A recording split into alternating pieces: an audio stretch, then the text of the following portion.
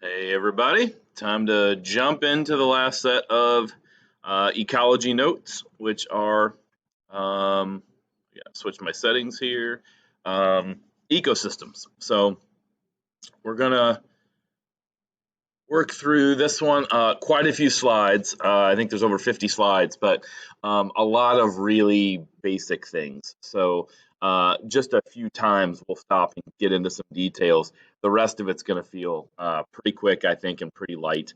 So we're moving quite a ways through our chart here. We are going to talk about some biome and biosphere stuff within the ecosystem notes today. So you're going to see some of that stuff as well, and this will be our last set. So how are they structured and how do they function is kind of where we're going with this.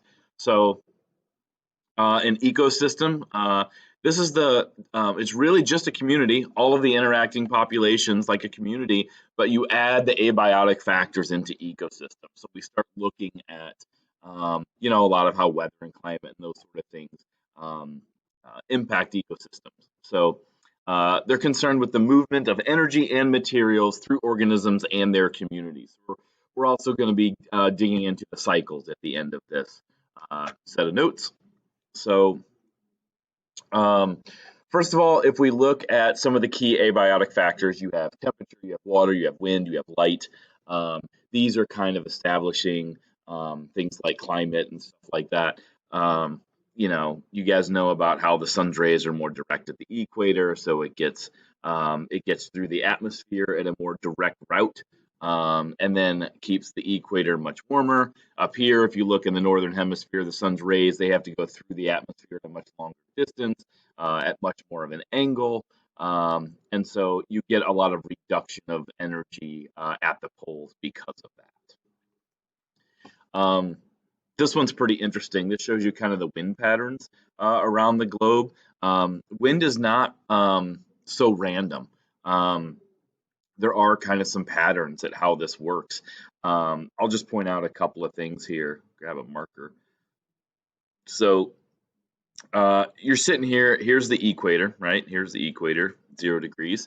So if you look, there's a pretty decent amount of rain that happens at the equator, right? You get some rainforests at the equator. I visited Costa Rica several times and, gone through the rainforest there, and it's pretty close to the equator.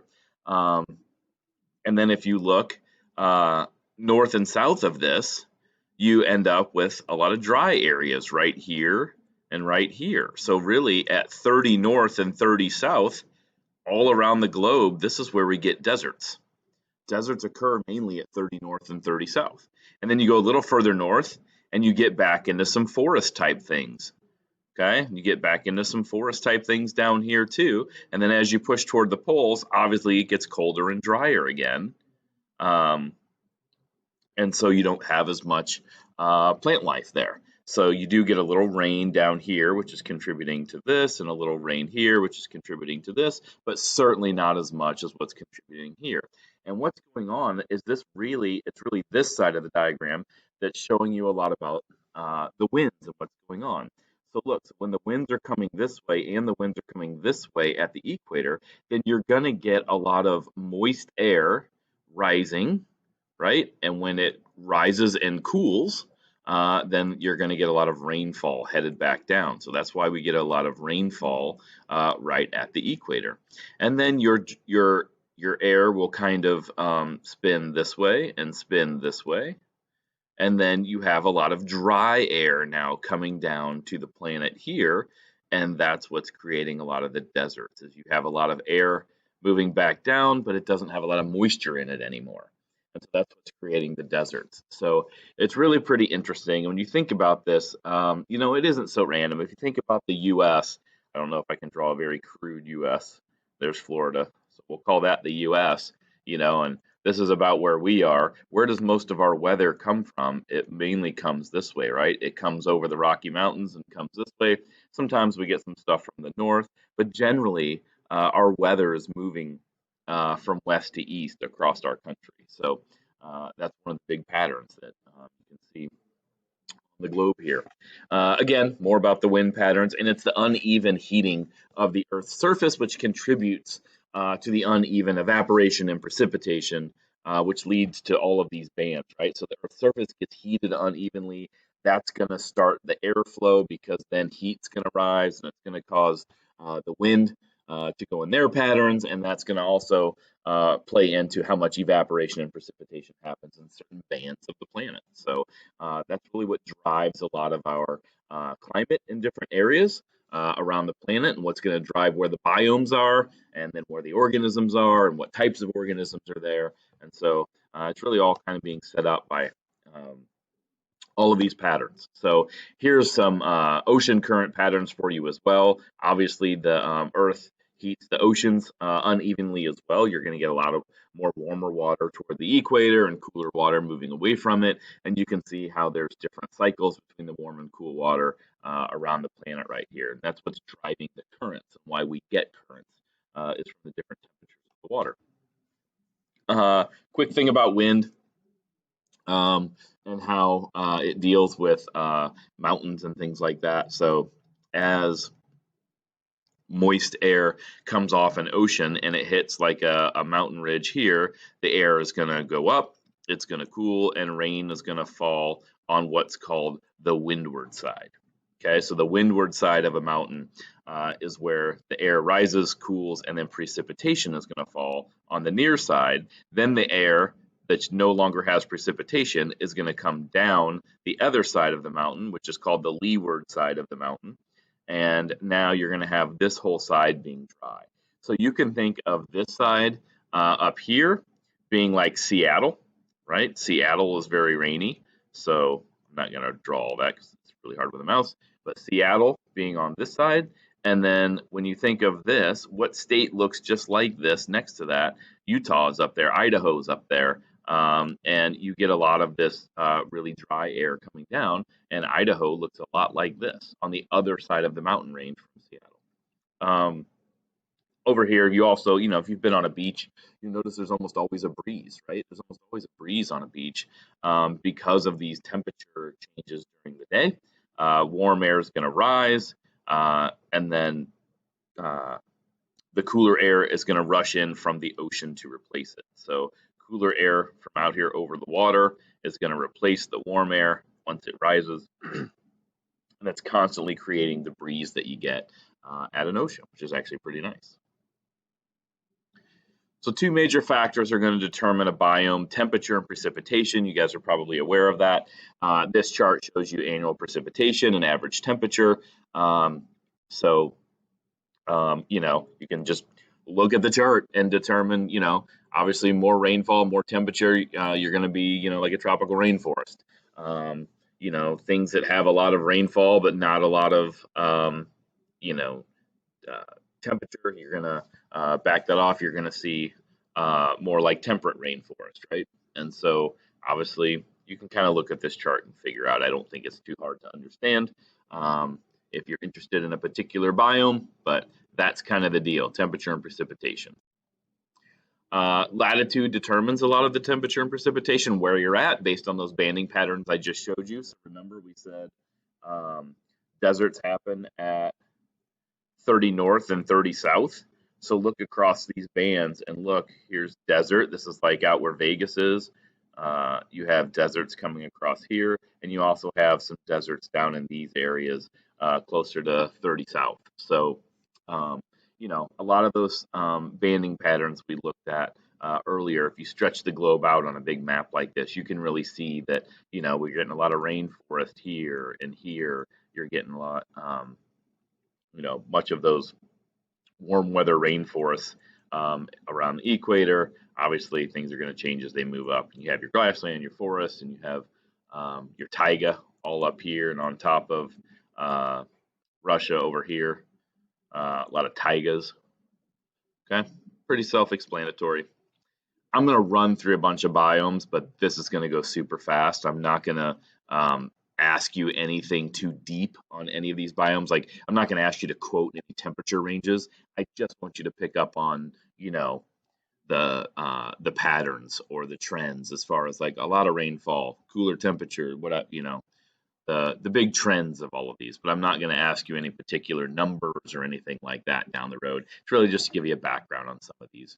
So Tropical rainforest, hot, humid, lots of rainfall, but the soil's poor. A lot of people don't realize that the soil is so poor in the rainforest. You're like, well, why would it be poor? There's all these plants there. That's why it's poor, because they're all sucking the nutrients out of the soil constantly. So a lot of the roots do not go very deep. They run horizontally to support them because there's no nutrients that deep because the soil is so poor.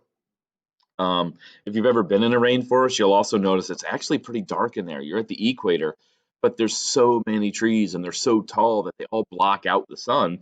And, it's pretty shaded in there. It's like, you know, having your sunglasses on all the time when you don't have them on while you're in there.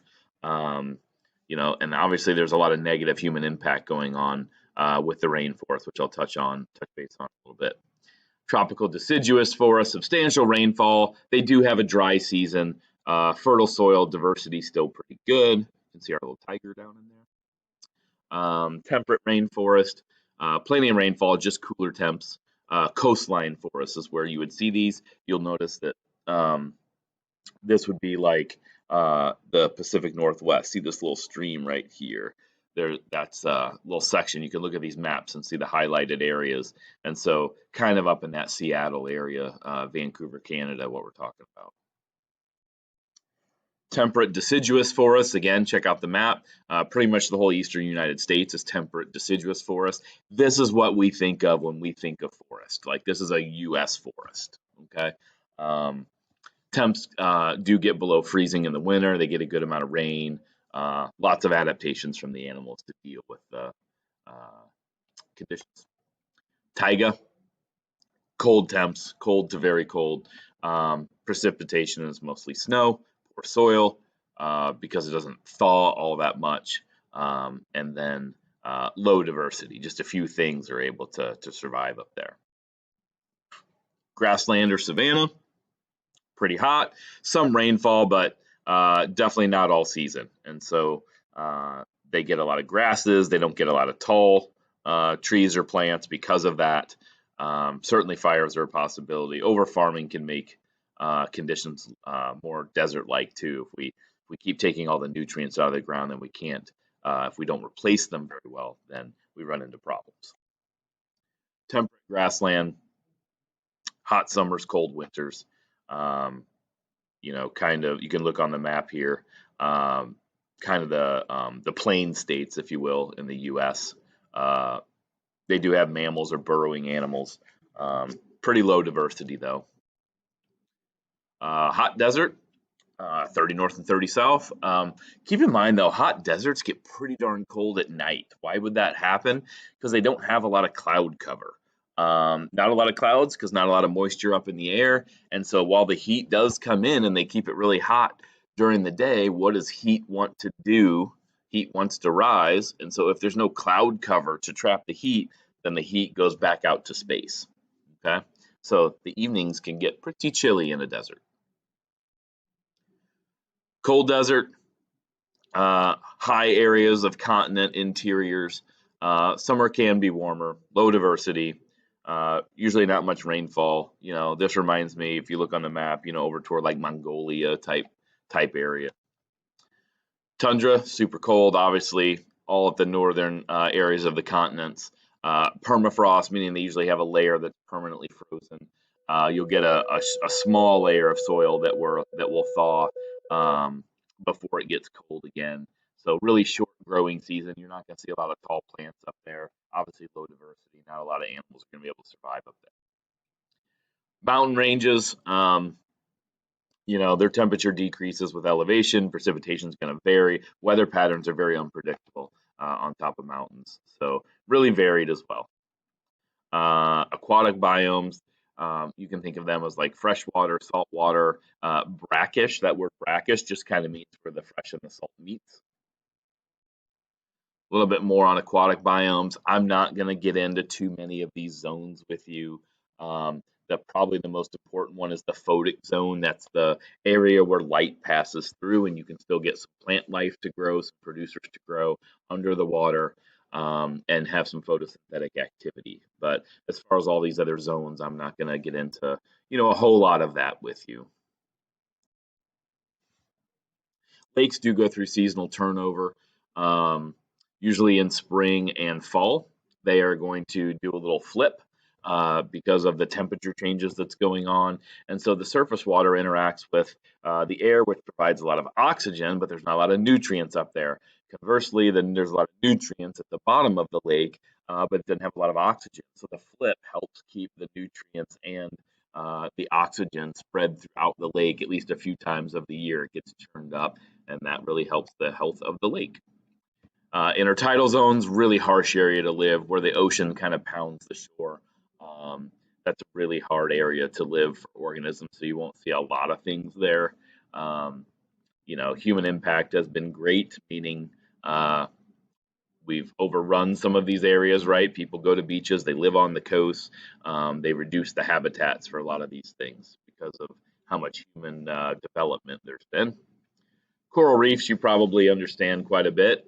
Euphotic zone, you get a lot of light coming in, you get a lot of variety, lots of diversity. Some of the most diverse biomes on the planet are coral reefs.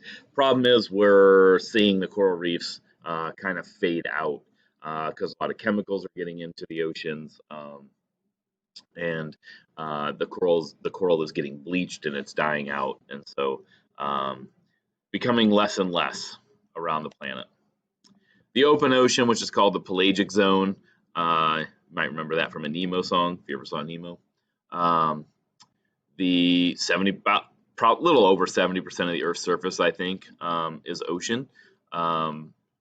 So phytoplankton are the dominant photosynthetic organisms, and we get about 50% of our oxygen from the little phytoplankton that are in the ocean. We have, the ocean's an enormous place, and so plankton all over it, and so they're generating a lot of that oxygen for us. So we need to take care of the oceans to make sure we keep those plankton and phytoplankton pumping out the O2 for us.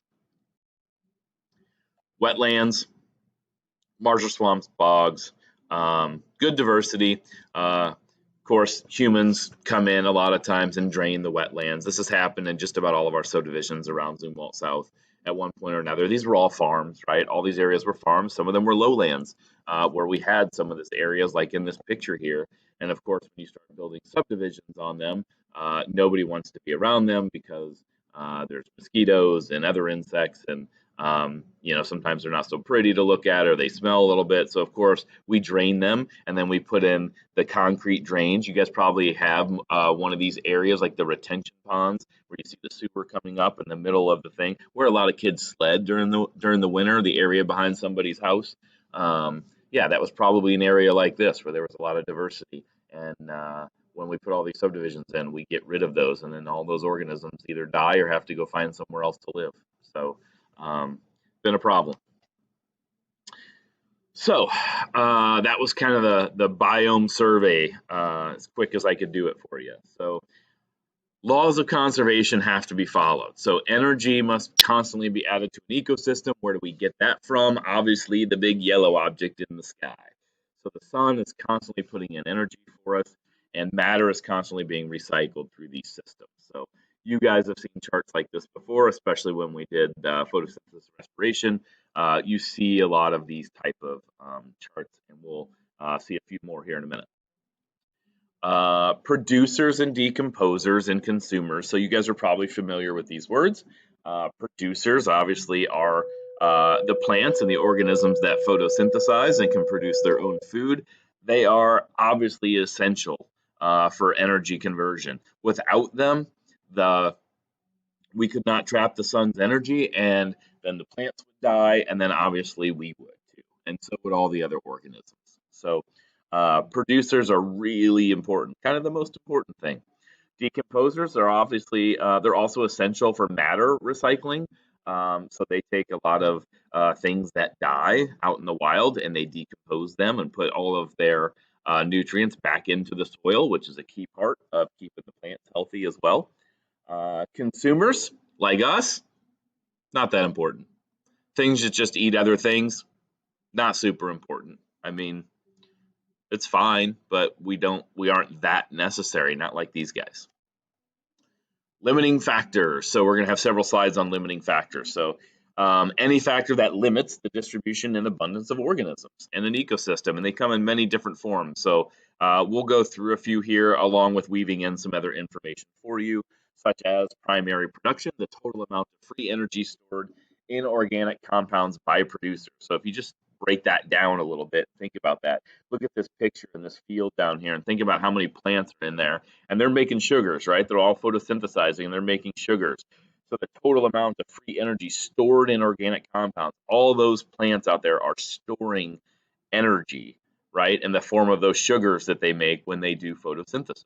And so that's a lot of primary production.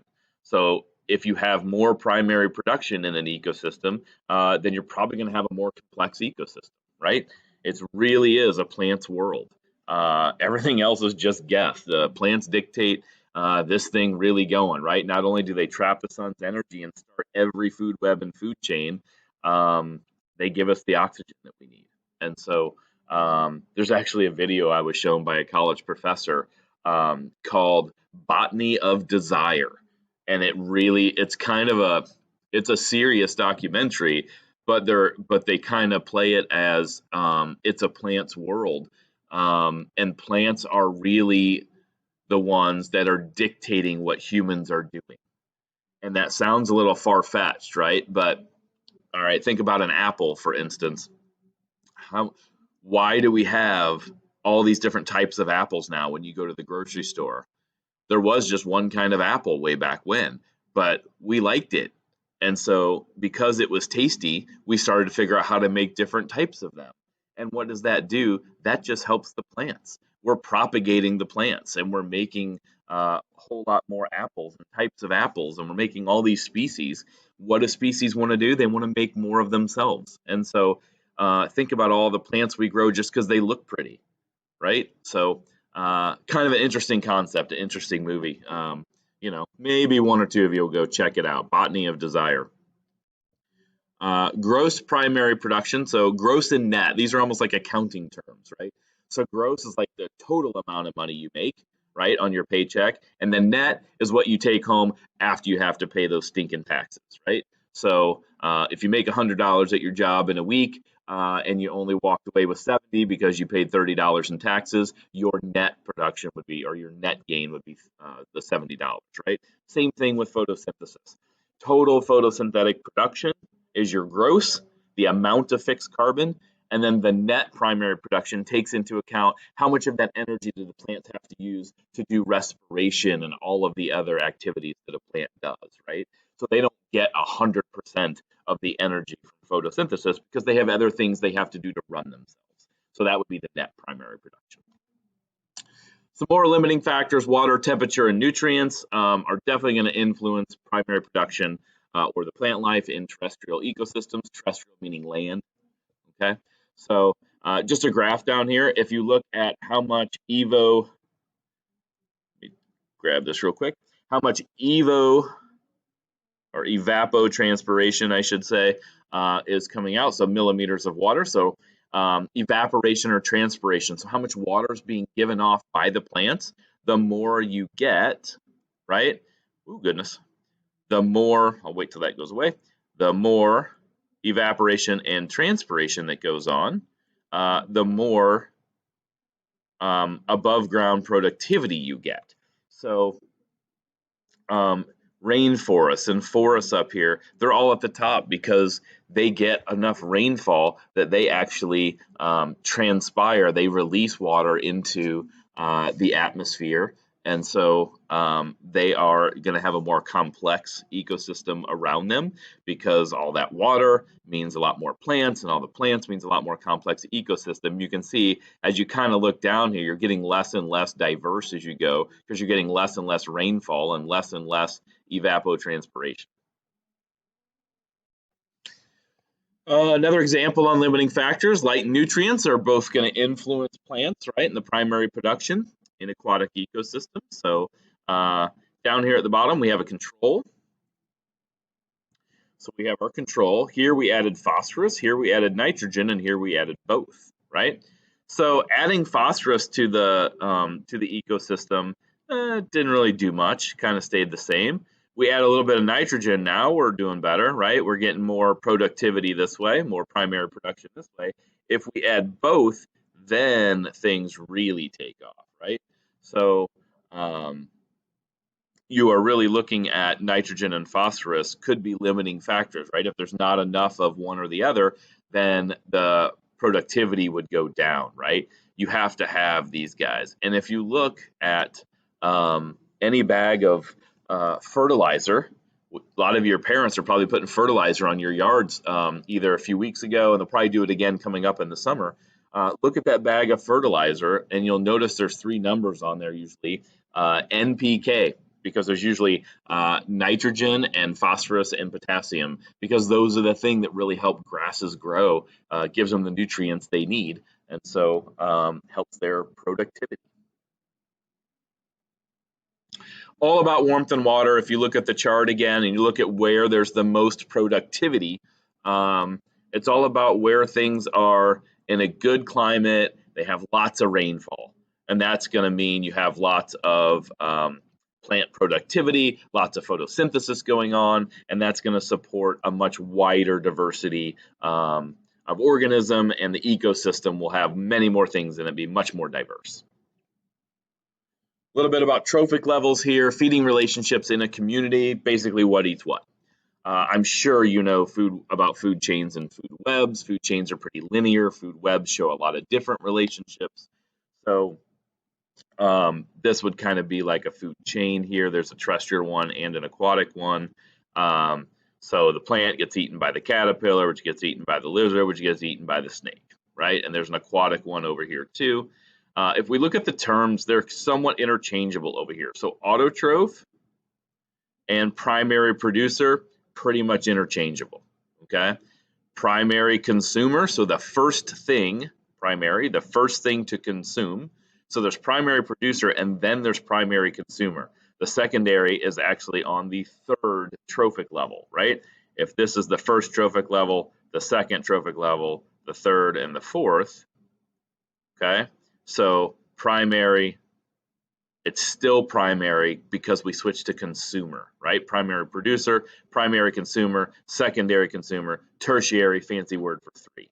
Even though this is on the fourth level, it's still the third consumer because you have the producer down below. I've probably beat a dead horse with that one, but hopefully you guys understand that one. Autotroph, herbivore, carnivore, secondary carnivore. A lot of times they have the consumers like these over here. Somewhat interchangeable terms, just kind of wanted you to know both sets. Producers don't always use light, so there are things that are called chemoautotrophs, and they can produce and convert energy just using their processes to convert using chemicals. Chemoautotrophs, making their own food through organic chemistry, basically. This can happen, it's showing a picture of a sea vent. It can happen at the bottom of the ocean in a sea vent where a lot of organic chemistry takes place. Other consumers, detritivores, which is a fancy word for a decomposer.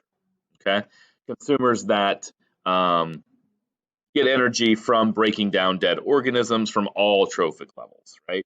And then they get a little bit of food out of that. They get a little bit of energy for themselves. And then things are going to decompose back into the earth and provide more nutrients for the earth and the soil and everything else. And obviously it's going to come back in the cycle. So here's a picture of a food web. So rather than just one thing being on the menu, there's multiple things on the menu. So food chains really only show you that each thing eats one thing. Food webs are much more accurate because it kind of shows you the whole restaurant and how all the different things organisms can eat. Pay attention to this. Food webs and food chains are always pointing the arrow in the direction of the thing that's doing the eating. Even though the zebra is going to eat this grass, the arrow's not pointing this way. You're not pointing at the thing you're eating. The arrow is pointing the other way because it follows the energy. The arrow always follows the energy, and the energy is working up through the food chain. Okay, so that's why the arrows point that way. A reminder about how much energy is getting passed on. It definitely decreases as it's passed through the food web. It's an average of 10%. We call it the 10% rule. An average of 10% of energy is passed to the next trophic level, and that can certainly vary depending on the ecosystem. But you're never going to have, the same amount of energy getting passed from one level to the next, because animals have to run themselves, right? You take in food and you don't get 100% of that energy because you're having to run yourselves so much, and respiration and growth and waste and all of the metabolism processes. So about 10% gets passed on from trophic level to trophic level. You can see a little example there with the caterpillar. Next few slides are about pyramids. There's a few different pyramids, and they kind of all tell you the same thing, kind of going along with what I just showed you about how much is available at each level. Down here, pyramid of numbers. So this is just talking about strictly how many things are there at each level. So for protists, all these little tiny one-celled organisms, there's millions. There's lots of them. Daphnia, slightly bigger thing, hundreds of thousands. Beetles, hundreds of beetles in this ecosystem. Fish, just in the tens. So down near like the producers area, there's always way more. And then there's, as you go up a food chain or a food web, there's fewer and fewer organisms. There's also less and less biomass, right? Pyramid of biomass. So way more biomass at the bottom than there is anywhere else within a food web or a food chain. There's always way more biomass at the bottom, and that's just literally what it sounds like. Like if we weighed all of the lions at the top of that food web or food chain, it would not come close to how much all of the plant life would weigh around there. Okay, so all of the mass of the life in each area. So if you add it up, which makes sense, right? If we go back one, here's all the numbers of things. Well, if I weigh all of these and I weigh all of these and I weigh all of these, if I weigh tens of fish, they're not going to weigh more than millions of protozoa. So just kind of makes sense, and they kind of go together. And then the last pyramid is just the energy. So you have the pyramid of energy, pyramid of biomass, uh, pyramid of energy here, and so and you can see the 10% rule here. So you have a million joules of sunlight coming in, and you pass that on, you get 10,000 joules to the primary producers, and then 1,000, and then 100, and then 10. And so it's roughly about 10%. So while you might think everything at the top of the food chain, like this eagle or hawk right here, and lions, and anything you think of at the top of the food chain, wolves, while they're the biggest, baddest thing out there, they have a hard job because there's very little energy for them to go find and acquire. So plants just got to sit there and catch the sun. So it can be tougher as far as you move up the chain. Biomagnification. This is a term that puts a lot of things at higher trophic levels at risk. So what this does is sometimes a chemical can be passed on through the food chain that doesn't break down, and so as it moves through the chain, it starts to accumulate. Excuse me. So in this case, DDT was a chemical that they used to control insects and stuff back in the day, and they sprayed a lot of DDT, and it weakened a lot of eggshells, and a lot of bird populations went down. It has low solubility; it doesn't break down easily, and so it actually accumulates in biological tissue. So if there's the ppm down here in the bottom of the mud at the graph here, it says 0.014 ppm. That's parts per million, so not very many parts per million. Small insects a little more. Fishes, now I'm already up to 3 to 6 parts per million. And then gulls that are snacking on the fish up here, 99 parts per million. So because it didn't go away, it really got passed on up the food chain. So things at the top of the food chain are at much higher risk for chemicals like this. And this is called biomagnification because it's getting magnified every level it goes up. All right, moving into cycles. So heading down the home stretch here of these notes. So nutrients are cycled continuously through an ecosystem, stored in various reservoirs, and some are organic and some are inorganic. Okay, so we're going to work through these cycles down here kind of quickly because I know you've seen them before. And they're important, but they're not going to be it's not a huge process like transcription, translation, or anything we've done earlier this year. You just need to kind of understand the basics about these guys. So the main reservoir for phosphorus, we find phosphorus in a lot of rocks. Okay, and the way it gets into other living things is because as water breaks down rocks and things, rocks kind of erode and break down, you have what's called leaching. And so a little bit of phosphorus gets in the runoff water and it goes into rivers and streams and lakes and stuff like that. And so phosphorus is a limiting element for aquatic productivity. So they need some phosphorus in there. So you can kind of follow, it's locked up in these rocks and it's weathering and it gets into the soil and ultimately it gets into some of the water and then sucked up by the plants, and the plants are going to do well and then the animals are going to eat it, and maybe a lot of phosphorus down here. Things are going to eventually die. Organisms have phosphorus in them. They end up, going back into the ground and maybe at some point becoming some sort of that phosphorus becomes a part of a rock again. So it's definitely, rocks are definitely like a long-term reservoir. And then there's some short-term kind of cycles within there. Carbon cycle, you guys should be pretty well versed in the carbon cycle because of how much we did with respiration and photosynthesis. So if we follow what's going on over here, you have your atmospheric CO2, and so a lot of plants are taking in the CO2, and you have photosynthesis taking in CO2 here, giving off oxygen for respiration. So we have that cycle, which is driving a lot of it. Deforestation, I'll come back to in a minute. Burning of fossil fuels, we're putting a lot of CO2 into the atmosphere while we're burning fossil fuels. Again, things get trapped in sedimentation. They form fossil fuels that we can burn in these factories, which is great for energy, just not so great for the environment. So that's why we're coming to kind of a crossroads with burning fossil fuels and trying to get the planet more energy efficient that way.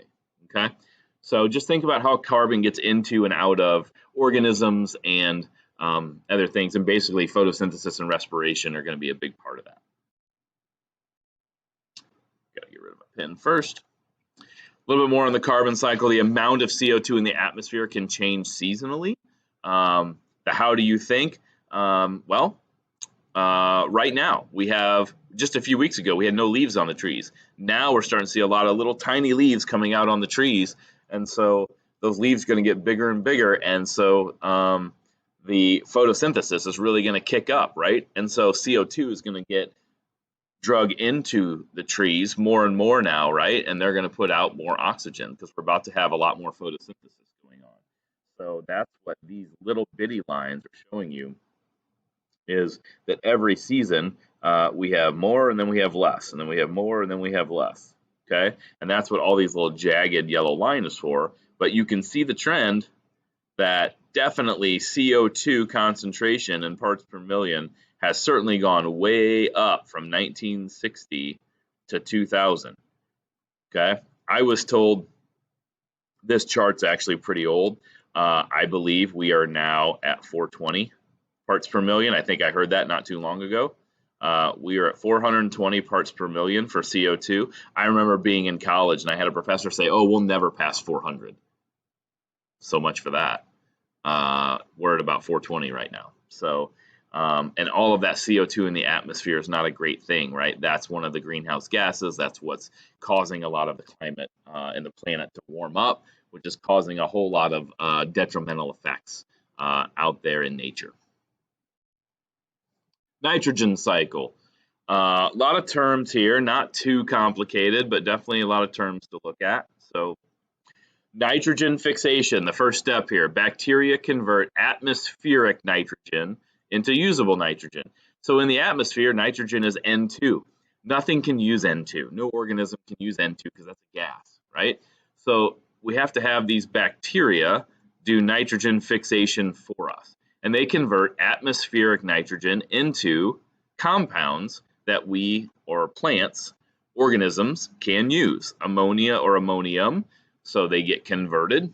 Then we have nitrification. Bacteria convert from ammonia to nitrates.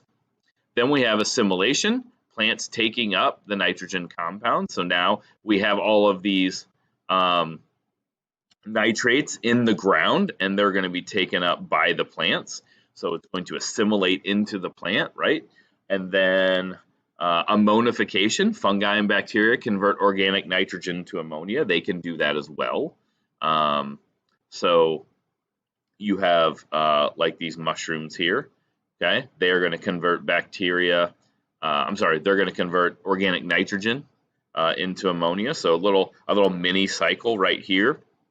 And then denitrification. So once the plants get it, and the plants have to have nitrogen, right? They have to make proteins with that, nucleic acids, right? Nitrogen are in both of those. So plants need those to build themselves and to do work. And then denitrification right here, there are other bacteria that are going to take these compounds and what's left over and convert it back into the N2, back into the nitrogen gas. So bacteria are a big part of putting nitrogen into and out of the cycle, into and out of the earth, so that organisms can use it. And lastly, the water cycle. I think you've probably done this since second grade. So I always call this the shun cycle because all the words end in shun. So let's start here. You get precipitation. Okay, so you get precipitation coming down. Some's going to hit the ocean. Some's going to hit the land, right? If we get a little runoff, right? We get some groundwater and some runoff. We have percolation. So it gets into the soil and it percolates through the ground, okay, and ends up back in a bigger body of water. Then we get evaporation, putting water vapor back into the air so that precipitation will happen. Evapotranspiration, or just transpiration, is excess water from plants going back up into the sky, which will put more moisture into the air as well. So I'm sure you guys are really familiar with the water cycle. But think about it in these terms: water cycle and deforestation. What kind of impact would this have? This is an area that used to be covered in forest, and now it's been stripped, it's been logged, and it's actually near the equator. And that's where we get a lot of the rain, right, is near the equator. So if we don't have a lot of the plants there, so it rains, and all the rain now is runoff, and it goes into the rivers, which is getting carried away. There's not going to be plants there holding the water vapor and putting the water vapor back into the sky. So less water vapor in the sky means less rain at the equator, and then you're going to get less plant life doing well, and it's going to really kill the diversity. It's going to be a big problem. So all this deforestation that's going on can actually change the weather patterns. Because if you go back to those first pictures from the globe that we had on there, there won't be enough moisture going up into the air, and then we're not going to get the rainfall at the equator that we're used to. In fact, our last trip to Costa Rica, we had 4 dry, sunny days in a row, and my guide was probably 45 to 50 years old. He could not remember in his entire life not having rain in a 4 or 5 day span. Like, that was a very different change for him. He said there's far less rain in his area of Costa Rica than there used to be when he was a kid. So it's definitely making an impact on the planet, all of these human actions. And we're doing it for a lot of monetary reasons, right? Follow the money for why we do this stuff. But, we're really causing a lot of pattern changes, and we're hurting a lot of organisms and ecosystems with our actions. So hopefully sooner rather than later, we smarten up a little bit. I thank you for going through this, and hopefully it was helpful to you, because that is the last one we got. Have a good one.